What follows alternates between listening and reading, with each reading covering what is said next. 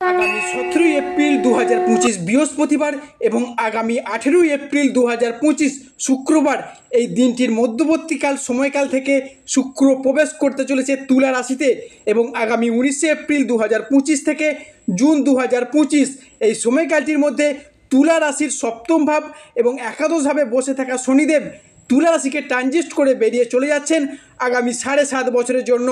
আর ঠিক এই সময়কালের মধ্যেই আমরা শুক্র ও শনির একটি মিলিত সংযোগ দেখতে পাবো। কালপুরুষের রাশিচক্রের সপ্তমতম রাশি তথা শুক্রদেবের আশীর্বাদ প্রাপ্ত রাশি হলো তুলা রাশি, যার ফলে 2025 সালের এপ্রিল থেকে জুন মাসের মধ্যে তুলা রাশির জনজীবনে আসতে চলেছে এক শুভ সমন্বয়ক যোগ। যেহেতু শুক্র তুলা রাশির সাপেক্ষে জ্ঞান, প্রবৃত্তি, আমাদের জীবনের বিলাসিতা, আমাদের সুখ আনন্দ, আমাদের ভাগ্য এই সমস্ত বিষয়কে নিয়ন্ত্রণ করে থাকে, তাই তুলা রাশিতে শুক্রের এই ট্রানজিটের ফলে তুলা রাশির মানুষদের মধ্যে এতদিন ধরে চলে আসা দুঃখজনক পরিস্থিতি, কষ্টদায়ক পরিস্থিতি, অর্থনৈতিক মন্দা, এই সব সমস্যাগুলি এতদিন ধরে চলে আসছিল, সেই সব সমস্যাগুলি এবার পুনরায় চির নির্মূল হতে চলেছে। যেহেতু এটি কালপুরুষের সপ্তমতম রাশি এবং এটি হলো জলতত্ত্বের রাশি, যেহেতু তুলা রাশির অধিপতি গ্রহ হলো শুক্র, তাই বাবা মায়ের ভালোবাসার প্রতি কাঙাল হয়ে থাকেন এই তুলা রাশির মানুষেরা। হয়তো পরিবেশ পরিস্থিতির কারণে সেটা বাইরে সবসময় প্রকাশ করতে চান না, তবে এই তুলা রাশির মধ্যে রয়েছে দৈত্য সত্তার প্রকাশ। বাস্তবের থেকে কল্পনার দুনিয়াতে স্বপ্নের জাল বুনতে বেশি পছন্দ করেন এই তুলা রাশি বা তুলা লগ্নের মানুষেরা। তবে তুলা রাশির জাতক বা জাতিকারা হয়তো এতদিনে জেনে গেছেন তুলা রাশির সাপেক্ষে কালপুরুষের রাশিচক্রের শনি রাশিগত পরিবর্তন ঘটাতে চলেছে এবং সৃষ্টি করতে চলেছে শনির এক 7.5 নতুন অধ্যায়, যার কারণে রাশিচক্রের সপ্তমতম রাশি এবং শুক্র মহাদেবের আশীর্বাদ প্রাপ্ত রাশি তুলা রাশিতে শনির এই ইম্প্যাক্ট বেশ কিছুটা প্রভাব ফেলতে চলেছে। ঠিক এরই পাশাপাশি তুলা রাশিতে মঙ্গলের এই সঞ্চার ঘটতে চলেছে আগামী 18 এপ্রিল 2025 থেকেই এবং তুলা রাশিতে মঙ্গলের এই সঞ্চার বা প্রভাব চলতে থাকবে আগামী জুন 2025 সময়কালটি পর্যন্ত। তাই 18 এপ্রিলের পরবর্তী সময়কাল থেকে জুন 2025 সময়কালটি পর্যন্ত মঙ্গলের এই ইম্প্যাক্টের প্রভাবে তুলা রাশি বা তুলা লগ্নের জাতক জাতিকাদের এরপর কিন্তু প্রভাবিত হবেন। তুলা রাশিতে মঙ্গলের এই প্রভাবের কারণে তুলা রাশির জাতক জাতিকাদের মধ্যে মানসিক স্থিরতা বৃদ্ধি পেতে লক্ষ্য করা যাবে।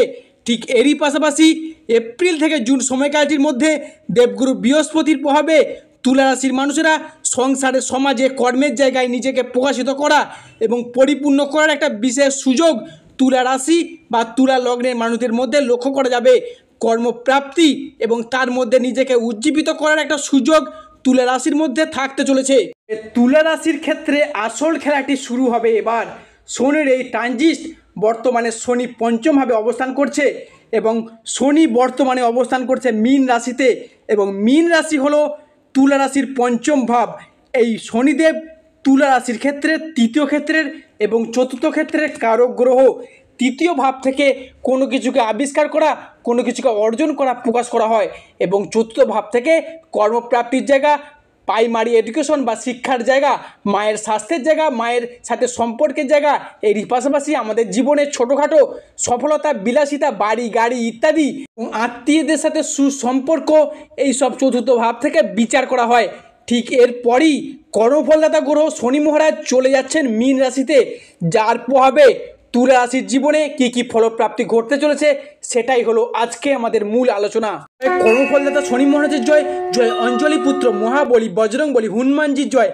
আজকে আমাদের ABVT অ্যাস্ট্রো বাংলা বাস্তু টিপস ইউটিউব চ্যানেলে আপনাদের সকলকে স্বাগত জানাই। আশা করি আপনারা সকলে ভালো আছেন এবং সুস্থ আছেন। ঠিক এরপরই শনিদেব কিন্তু তুলা রাশির তৃতীয় এবং চতুর্থ ঘরকে ছেড়ে দিয়ে বেরিয়ে চলে যাচ্ছেন তুলা রাশির অষ্টমে, যাচ্ছেন দ্বাদশে। তাই তুলা রাশির জাতক বা জাতিকাদের ক্ষেত্রে তুলা রাশির তৃতীয় চরণে কোন কোন দিক থেকে সচেতনতা, কোন কোন দিক থেকে শুভফল প্রাপ্তি ঘটতে চলেছে সেটাই হলো আজকে আমাদের ভিডিওর মূল আলোচনা। যেহেতু শনিদেব তুলা রাশির তৃতীয় এবং চতুর্থ ঘরকে ছেড়ে দিয়ে বেরিয়ে চলে যাচ্ছেন, সেহেতু যে কোনো রিলেশনশিপ বা সম্পর্কের জায়গায় সর্বপ্রথম পরিবর্তনটি ঘটতে চলেছে। যে কোনো রিলেশনশিপ বা সম্পর্কের জায়গায় অবশেষে তুলা রাশির জাতক বা জাতিকাদের মধ্যে সম্পর্কের জায়গাগুলিতে দীর্ঘদিন ধরে জমে থাকা দুঃখ, কষ্ট, বদনাম, ইগো, অভিমান সমস্ত কিছুকে পিছিয়ে ফেলে রেখে এগিয়ে যাবার পথে অনেকগুলি শুভ পরিবর্তন বৃদ্ধি পেতে দেখতে পাওয়া যাচ্ছে। সম্পর্কের ক্ষেত্রে থাকছে সুপ্রস্তুতা, সম্পর্কের ক্ষেত্রে ইগো এবং অভিমানগুলিকে দূরে সরিয়ে রেখে সম্পর্কগুলিকে আবার একবার জোড়া লাগানোর ইচ্ছা, প্রবণতা, প্রত্যাশা বৃদ্ধি পেতে লক্ষ্য করা যাচ্ছে। তুলা রাশির ক্ষেত্রে পরবর্তী পরিবর্তনটি ঘটতে চলেছে 18 এপ্রিল থেকে জুন 2025 এই সময়কালটির মধ্যে। সেটি হলো পরিবারগত দিক থেকে আপনার রাশির চতুর্থ ঘর থেকে গৃহ, বাড়ির পরিবেশ, সামাজিক মান সম্মান প্রভৃতিকে বিচার করা হয়।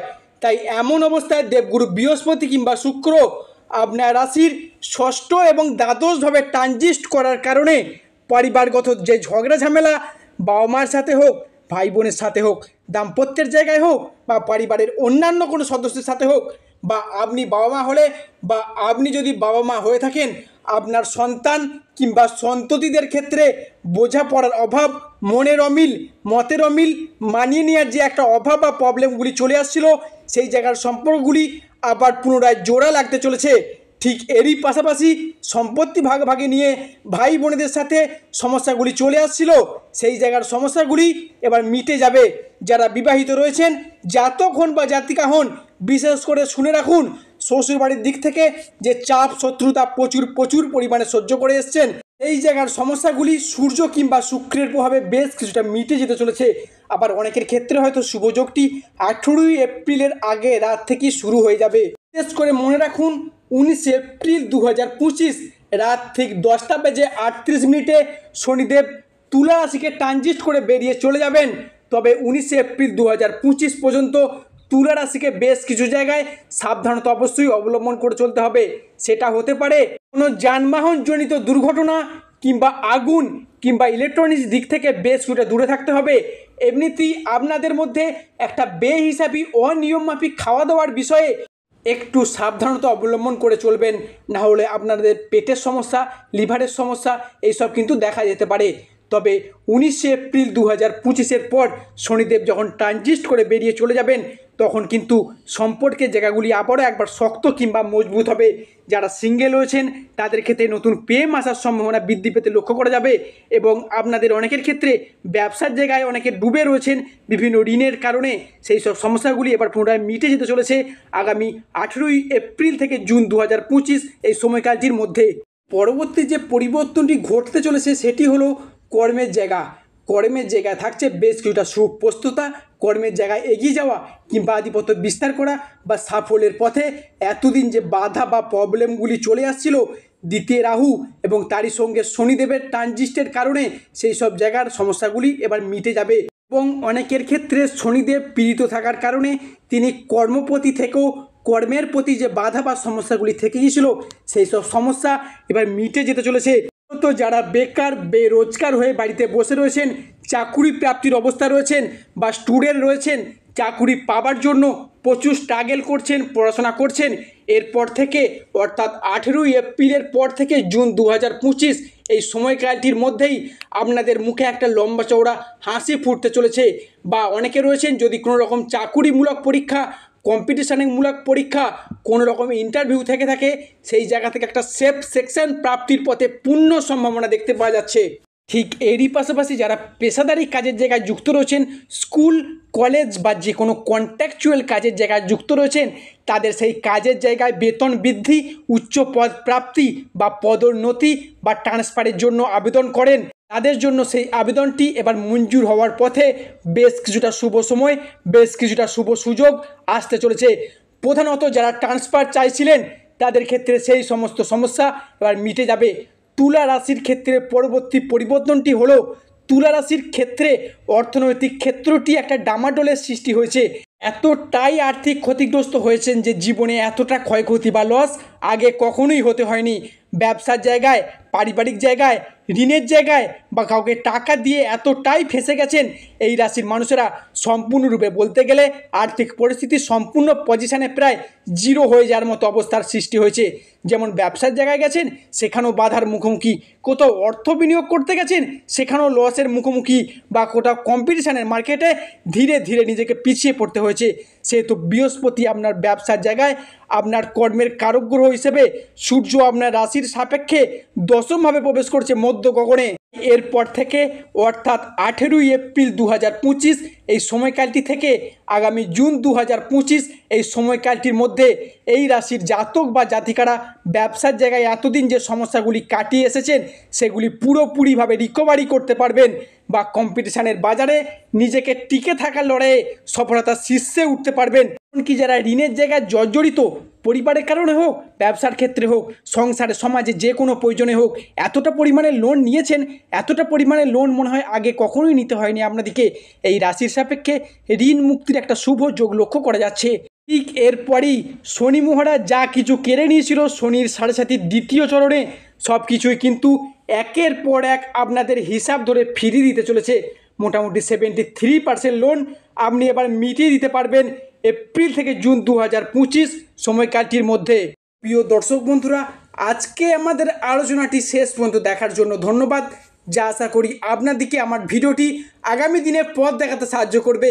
সর্বশেষে শনি মহারাজের আশীর্বাদ পেতে কমেন্ট বক্সে শনি মহারাজের একটি নাম নিয়ে যাবেন।